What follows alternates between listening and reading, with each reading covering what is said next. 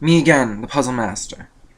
And I'm going to do this on like transcendental meditation and ritual magic. And what the fuck does any of that mean? Okay, so I was at a rock and mineral show a little while ago, and I was really drawn to this. I'll give you like 5 seconds to try to figure out what it is. Did you figure it out yet? It's a piece of red coral, and I'm incorporating it into this video for transcendental meditation because it's why I was drawn to this coral, I think. Not 100% sure. Normally when I go to a rock show and I'm holding the rocks, feeling their energies, I'll be drawn to them for specific reasons. And with this coral, it's as a reminder that if you want to become part of the collective consciousness, which coral behaves as a collective, right? Because each little coral is just one of those little, I don't know if you can see, but each little polyp, there's like pores. That was only one little entity. They had to work as a collective to make the coral. And how I'm going to include that in this video is that you are like one of the little polyps in the coral, okay? Now, in order to receive higher messages from like your higher self, or divine messages from God, or whatever you'd like to call it, you have to take your little polyp, which is like your little ego, your brain, and you have to make it shut up.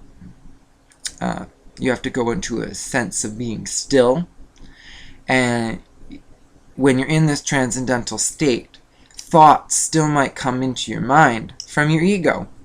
So you also have to learn to differentiate the two. That way you'll know when you're getting a message from your higher self compared to just being like, oh, I should go to Timmy's and get an ice cap.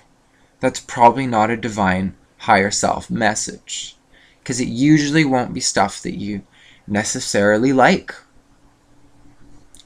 That's kind of how it goes when you ask for advice. You'll get the answers. And a lot of the times, you might not like what the collective answer says, because the collective answer isn't looking out for your little ego, your little polyp.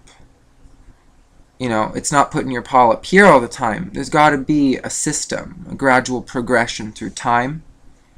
And only when you're in a state of neutrality and open receptiveness can you possibly receive messages from like the higher self, which is we're all connected to.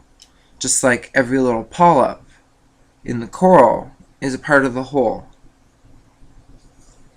So, I hope this taught you something.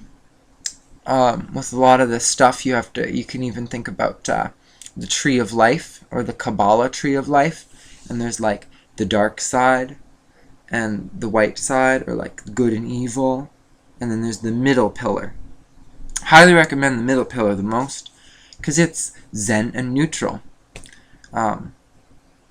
Yeah, you could do whatever side you want, and it's constantly molded by your actions and decisions, whether or not they're of positive element or negative element, or neutral.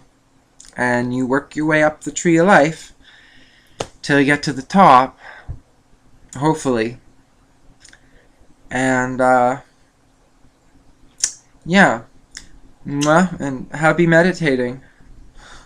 Bye, polyps.